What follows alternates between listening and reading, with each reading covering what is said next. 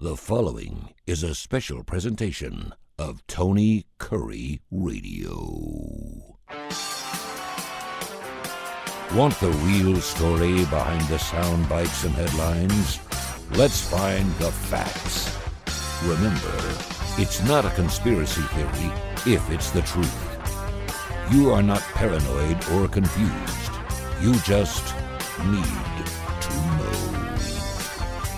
What's up, everybody? It's time for another edition of our weekly visit, usually recorded on Monday morning, but on the TKR broadcast network throughout the week.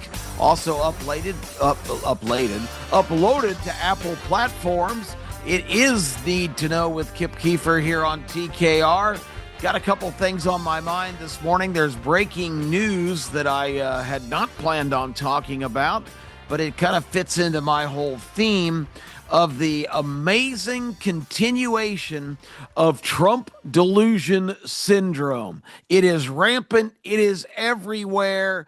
The extreme left is freaking out because this guy is the ultimate leader.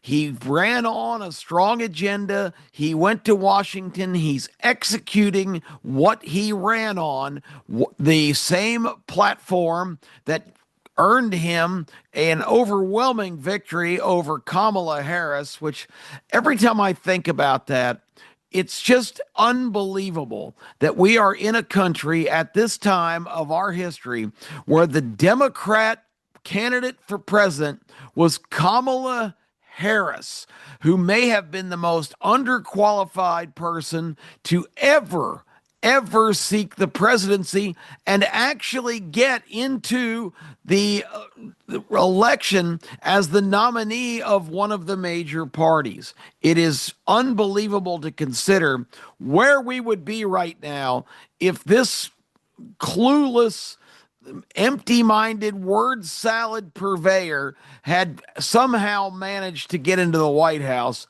We would be up, I'm going to say it, shit creek without a paddle, because there's really no words to substitute instead of those. So anyway, we try to keep it clean and family-oriented here. But anyway, that is exactly my thought. So all of this continues because Trump's pace in this first 6 months and a few days has been absolutely dizzying.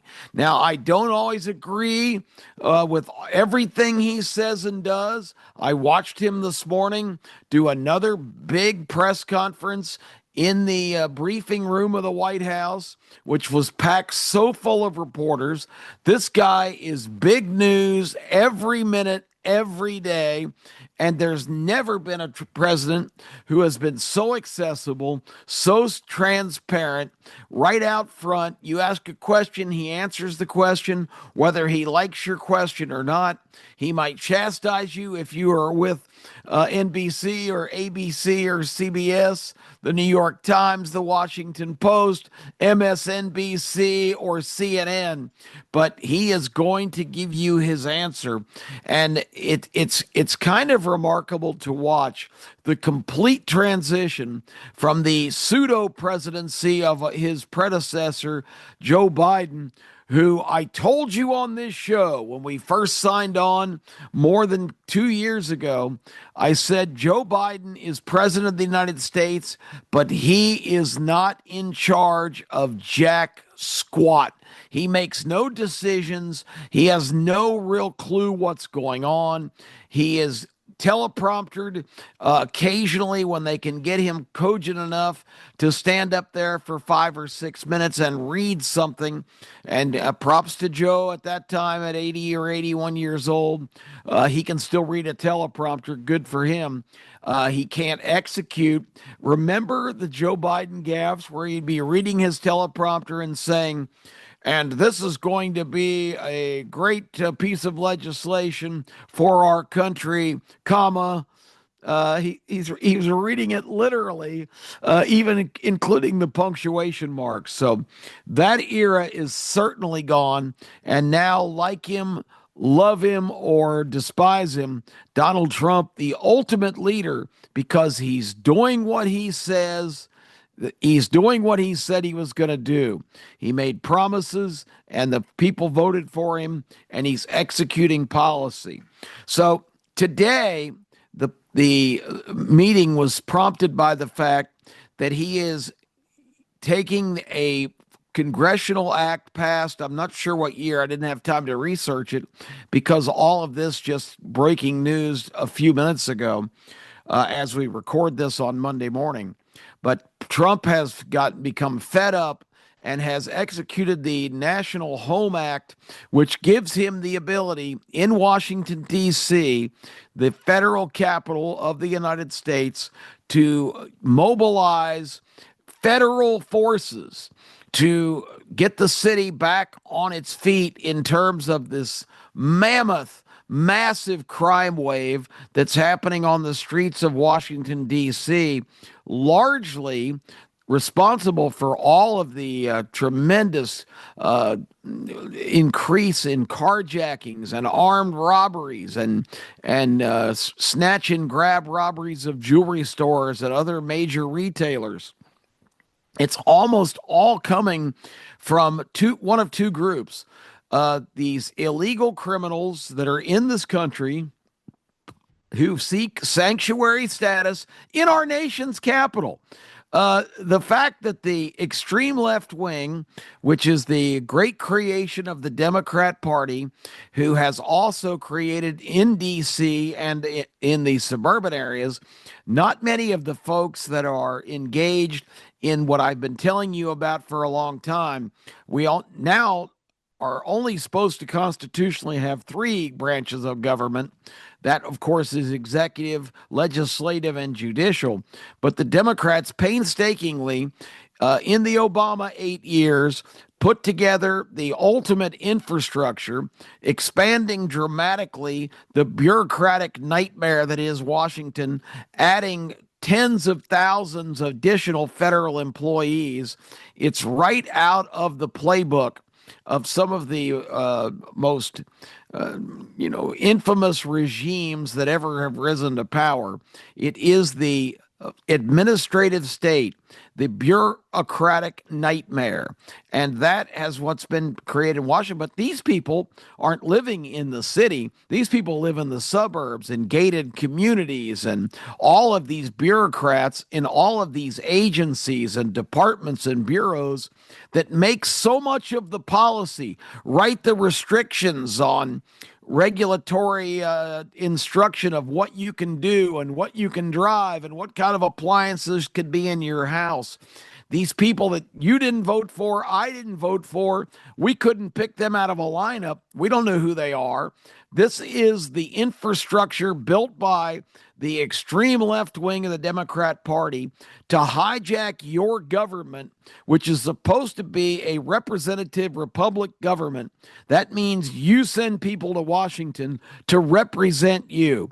These people, for the most part, these legislators, these House members, these senators, they are on the same gravy train that this giant bureaucracy is funding by allocating millions, billions of dollars every year that is distributed to all of these agencies and bureaus and departments, and then just spread around to all of these left-wing causes, all of these major people that can enhance their bottom line, like the big pharmaceutical companies, etc.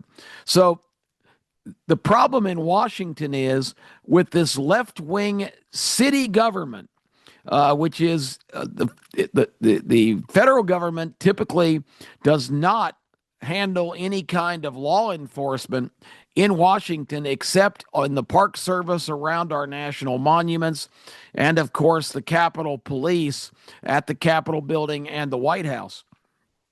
So it's a local police effort with a extreme liberal left mayor, like so many of our cities, with extreme city council left wingers. Washington voted 92% for Joe Biden, where nationally he was clearly underwater. But Washington, D.C. itself, 92% Democrat It is a stronghold, and it was built brick by brick by the Obama administration and predecessors, dating all the way back to Bill Clinton. And even Jimmy Carter, who started the Department of Indoctrination. Oh, I'm sorry, the Department of Education, which was really the Department of Indoctrination. All of that groundwork had been laid over the last 25 or so years before Barack Obama came in and took it to the next level. And in his third term, being the actual president behind the curtain, just like the Wizard of Oz, Barack Obama was pulling the strings and pushing the levers and buttons in this shadow government, which was consisted in the Biden administration of almost exclusively Obama era cabinet officials and major associates and assistants. And they didn't even need Joe to even be a figurehead to sign documents because they had the infamous auto pen. Biden issued over 3,000 pardons in the waning days of his administration. And if you think he had the attention span to even have any knowledge of any of these people, he did have knowledge of Hunter Biden, which is, by reports, the only one of these late pardons in the last 2 weeks he actually signed with his own hand. All the rest were auto pen.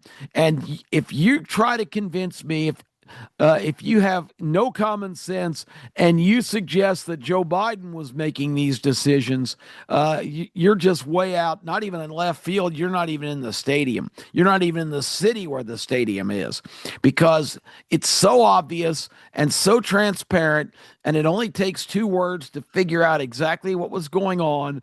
Common sense. And it's been also validated by all these tell-all books that are coming out from Biden administration officials, and even from CNN's Jake Tapper and Anchor, who all want to cash in because they knew exactly what was going on. And now with these tell-all books, they are spilling the beans for profit. And it always comes down to that simple 2-word sentence: for profit. Don't mind that it diminishes you if you were compliant and complacent while all this was going on. How do you look yourself in the mirror if you're Jake Tapper, who drank the Kool-Aid and led the band for all the Biden policies, which Biden had no policies except for at least 5 or 6 hours of nap time every day and 3-day quote work weeks in Washington, where he would fly back from Delaware on Monday, hang around Tuesday and Wednesday, and by Thursday night he was right back on planes that you pay for, Air Force One, going back, and Marine One helicopters, going back to Camp David or to Delaware to one of his 2 mansions. This public servant, this guy who gave 50 years of his life to being a public servant for you, the American people, barf, public servant, my you-know-what. He was a self-servant, and his family exploited his position for all these years to personally profit. It always comes down to that. So today, Donald Trump, prompted by heinous crimes in Washington, D.C., shootings, carjackings, muggings, as I just mentioned, armed robberies. It is blatant, and it is being perpetrated by illegals or people that have already been arrested for these crimes, that this ridiculous system that's been initiated by the left with these liberal judges, liberal attorneys, liberal DAs, just having a revolving door. When somebody is caught in one of these crimes and booked, they are immediately almost let back out on the street, even in shootings. Judge Jeanine Pirro, who is a former Fox News correspondent, who had been brought back into government by the Trump administration as the lead federal attorney in the Washington, D.C. district, she told a story today in this news conference about a guy on the L train the L's in Chicago. I forgot what the Washington train's called, but on public transportation in Washington, who actually shot another man in the chest. She got him convicted of, some like second degree murder. And this guy was only 17 years old. So the judge told him, look, you can't be doing this kind of stuff. We found you guilty, but you are going to be released on probation. And if you're ever back here again, we're really going to throw the book at him. This guy shot somebody.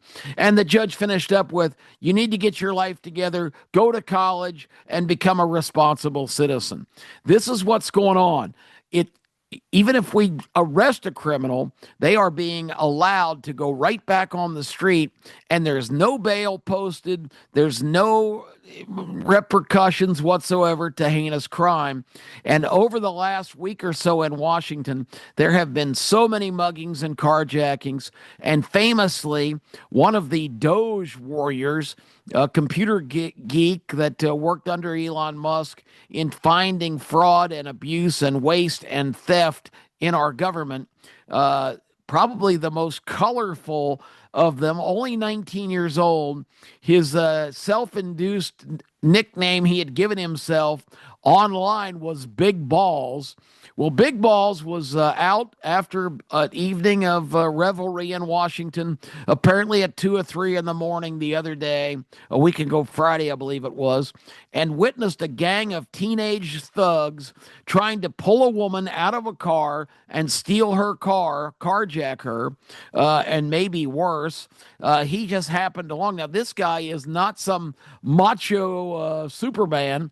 This guy is 19. As I said, he's just kind of a computer guy, not a physical specimen whatsoever. But he did the right thing. He saw this damsel in distress who was in real danger and at very least was just going to be roughed up and thrown to the street if best case scenario developed, and have her car stolen. He interceded. He said, leave her alone, get away from here, whatever, tried to intercede, and they savagely attacked him like a wasp nest of angry hornets and literally beat the hell out of him. Fractured his cheek, gave him a concussion, bloodied him. The pictures are just awful. His heroism, though, paid off, because in that ensuing chaos, the young lady was able to drive away, hit the gas and got away while they beat her rescuer senseless. I guess at the end of the day, it was a logical decision because there was nothing she could do to help him at that point. But bottom line is, it was the last straw. There was also a couple of shootings in some popular areas. And today, Donald Trump stood before the American people and a giant throng of media and said, we are instituting this Home Act that gives us the ability to federalize law enforcement in Washington, D.C. As of right now, this crime wave, this scourge of insanity at the capital of our country is over. And one by one, major cabinet officials came up. Kash Patel from the FBI, Pete Hegseth, the Secretary of Defense, Pam Bondi, the Attorney General. One by one, they came to the stage and said, this is done. This is over. We are taking over law enforcement in Washington. The streets will be safe. People can come here with their families, visit their heritage and their country at all these national monuments, and not have to live in fear walking down a city street in D.C. This is supposed to be a show place. This is not a place where we can have this rampant crime. And most of the perpetrators in this particular incident, a couple of them have been arrested, but they're 16 and 17, one as young as 15 years old. I mean, this is completely out of hand. This revolving door for criminals, this sanctuary city that protects criminal invaders in our country from being rounded up by ICE when they are incarcerated. That's the dirty little secret that's happening in all these sanctuary havens for criminals, that if they do get arrested for a crime, before ICE can intervene and take them into custody for deportation, they are let out because there's this warped policy by this progressive left movement that's trying to protect these people, because ultimately they want disorder, they want chaos, they want to be able to point at the administration and say, look, everything's out of control here in this country.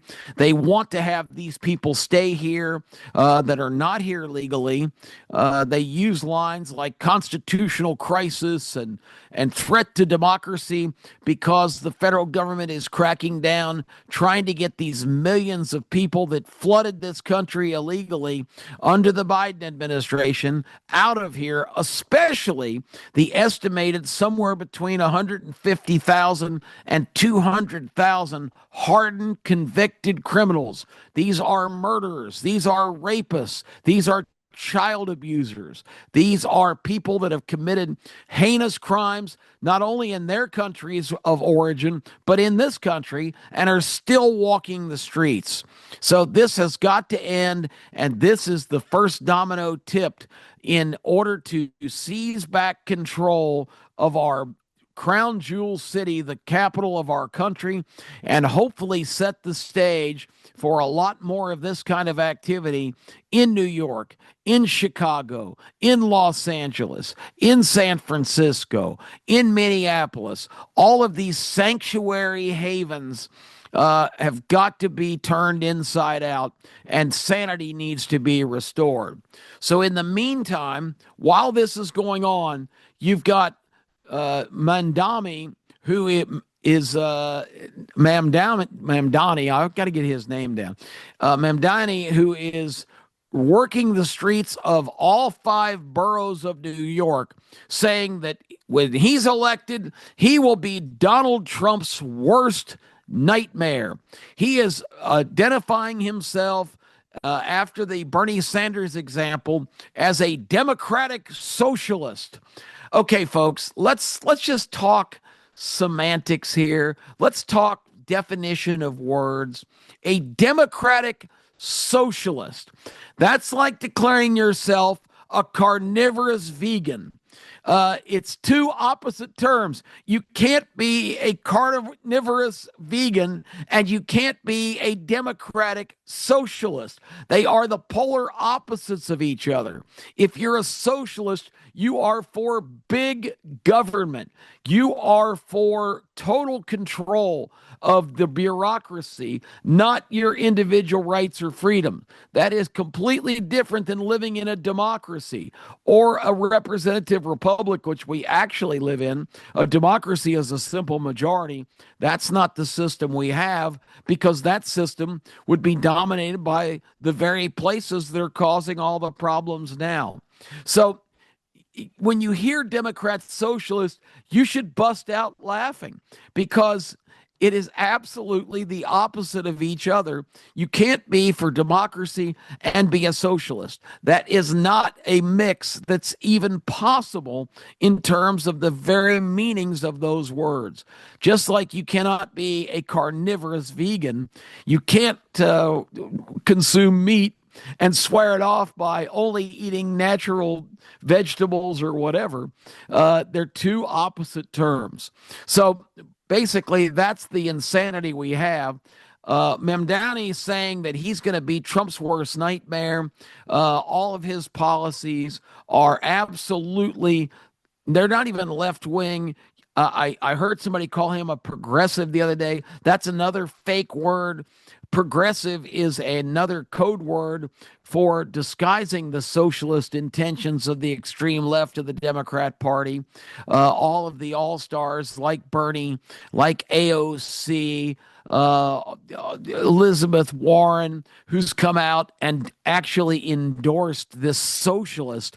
The Congresswoman Slotkin from Michigan, whose comment about Mamdani was, this guy is so polished, he's so smart, and he's for the people or whatever. I think she called him bright. He's not bright. He's bright and he's polished, but he's a bright and polished snake oil salesman because what he's selling New Yorkers and ultimately the American people is the notion that a central government where everybody ties for first place, where everybody's opportunities are limited to whatever vision the government sees for them, not the destiny they are trying to stake for themselves. That's the standard. And you are not bright and you are not polished and you are not enlightened and for the people if you are a socialist. Socialism has killed more people in this world historically than any other political ideology, and it's not even close. Democrats say Donald Trump is a dictator. He's trying to be Hitler. He's the reincarnation of Hitler. At the same time, you've got a guy standing up there, the Democrat socialist, the bright, enlightened guy for the people, and this guy is vehemently anti-Semitic. He is a socialist. He is an Islamist. This guy is an absolute nightmare, and he is for the elimination of Jews around the world. Who does that sound like? I don't hear Donald Trump talking about wiping the Jewish state of Israel and the Israeli people, the Jewish people, off the planet. This guy is using Hitler style rhetoric.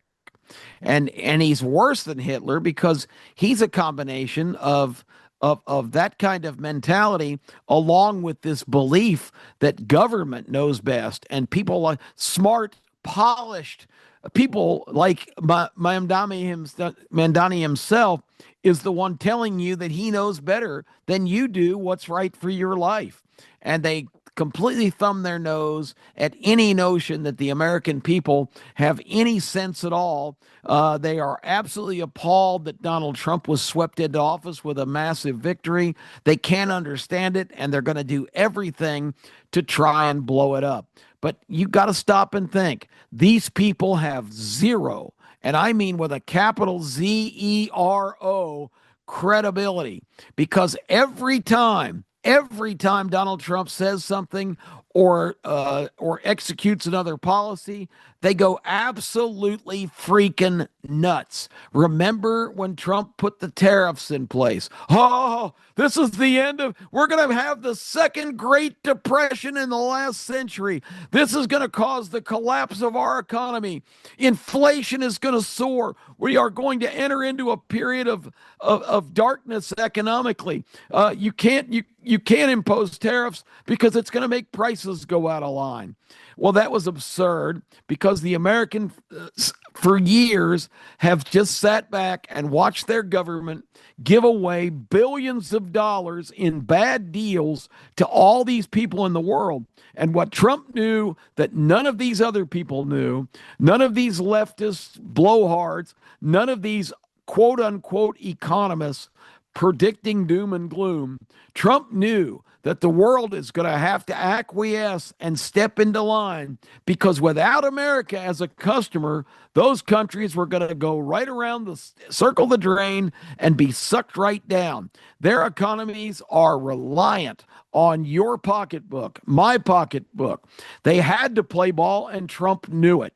But all of these people who want to tell you that anything Donald Trump institutes is going to be an absolute catastrophe, disaster, they're always 100% wrong. They're wrong, they're dishonest, and they're stupid because if you just, again, apply common sense, and that's what I always advocate here on Need to Know, think for yourself, use your common sense, ask yourself what's wrong with this picture, what's right with this picture, and you usually will have a clear vision of exactly what your opinion needs to be, not influenced by any of these talking heads, particularly these fanatics on the other side.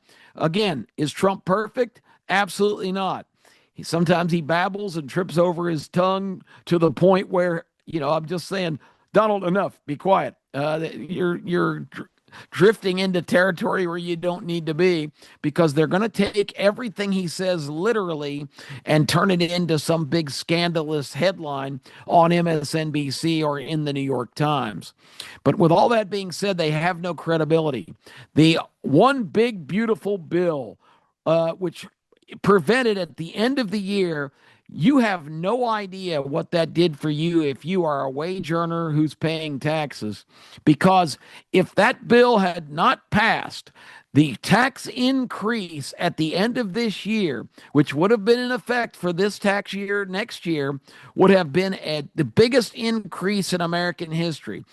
The average household would have seen exposure, and this is the average household, of 7 or 8 thousand additional dollars in taxation every year. It was not sustainable. It had to happen, and also the reforms in government, cutting expenses. You heard the Democrats go, all out there. This bill is literally going to kill thousands of people because he's taking away their Medicaid benefits. Trump said Medicaid benefits cannot be touched. What the bill did was, again, save you money, because so many people are riding this system that are completely able-bodied, that are not old enough to qualify for Medicaid, that are the biggest flim-flam fraud artists in the business.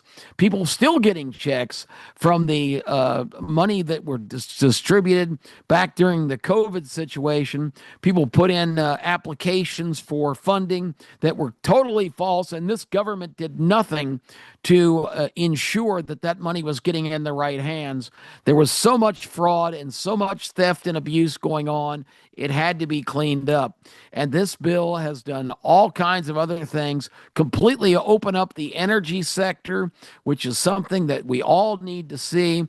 All these predictions about inflation and recession, all BS, all just contrived. If Trump's for it, we're against it. That's our policy. We don't have any ideas. We don't have any vision. We're just anti anything this current administration does. And that's what you need to keep in mind when you watch all of this unfold. Don't buy the banana that this guy Mamdani is a guy who's got good ideas for New York City and for the country, because this guy is a socialist and a hardcore, just complete nightmare in terms of his policies and his ideology. He might look good, he might sound good, he might know how to use social media. But young people, if any of you are listening, be influencers with your own generation. Don't buy this banana of nonsense from this guy that says everything's going to be free, the government's going to take care of everything, this country is unfair, there should be no such thing as ultra-rich people. Well, guess what? Mamdani's parents, multimillionaires. He comes from privilege. He also is an abuser in the fact that he has lived in a rent-controlled apartment in New York, which obviously was put on a list and moved to the top of the heap.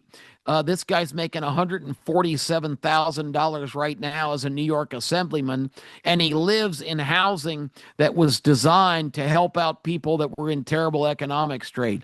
This guy is not legitimate. He is not a serious contender in terms of what he wants to do for citizens. Everything in life is not free. It's not realistic, and it never comes to pass. I remember when Barack Obama was elected the first time, he got a lot of votes in that first term because the word got out. He was going to give everybody free things, free phones. I can't remember some of the other promises. Big, dramatic housing breaks and economic opportunity. And the Obama administration did none of that. So all the promises about everything, you're going to be on easy street if you vote for this socialist. Socialism's been tried over and over and over around the world, and it always immediately becomes apparent that it's big government in charge and the people don't matter. And worse than that, it almost instantly transforms into hardcore Marxist communist control of everything. Hundreds of millions of people have died as a result of this in the most recent takeovers in China and Russia, which were supposed to be people's revolutions. They quickly became these dictatorships, true dictatorships. Mao Zedong and Joseph Stalin both presiding over situations where millions of people in those countries died. In China, everything became seized by the state. People growing crops didn't have enough food to sustain themselves. In Russia, anybody who even batted one narrowing glance at questioning policies was senselessly rounded up and exiled to godforsaken places or executed. I don't know what would be worse, but the bottom line is this ideology has been tried so many times and never works because eventually you run out of other people's money to spend. Socialism is not a practical solution. It doesn't work. It's proven if you do even basic research, and the internet is a fantastic tool for doing that. Don't be blindsided and get caught up in the seductive promise that you're going to be on easy street and everything's going to be free. Trump is providing the leadership that he ran on, and we're going to get this country back. We're going to get this immigration situation completely under control. It's already under control about who's coming into this country. It is not disrupting communities and deporting innocent citizens, because the Constitution does not agree that these are innocent citizens that have come to this country illegally and setting up shop here and using resources that are both supposed to be intended for the American people. Don't buy it, folks. It's not true. Again, I'm not a Republican. I'm not a Democrat. I'm an American. I'm a constitutionalist. I am down with the founding fathers and the principles this country was founded on. We haven't been perfect, but we're striding more and more in that direction all the time, and going the opposite direction, turning left and embracing this ideology that has no chance to be successful because it's never been successful. If your common sense considers things, you're going to come to the same conclusion that this is absolutely a ridiculous direction that these people are advocating this country to go. And you and me and everybody, all of our future, our children, our grandchildren are going to be living in a third world hellhole if we embrace this absurd assertion that this is the proper way to go for this country. That's what I thought you needed to know this week. Didn't mean to preach, but sometimes you got to get kind of demonstrative if you're trying to make your point. And I want everybody to do their own research, do their own thinking, and come to their own common sense conclusion, because I'm confident if you do those things, you will be in the right camp, because you're going to do what's best for you and for your family and your friends and your neighbors and your fellow Americans. And that's what it's all about. I'm Kip Kiefer, back with you again next week, right here on TKR with Need to Know.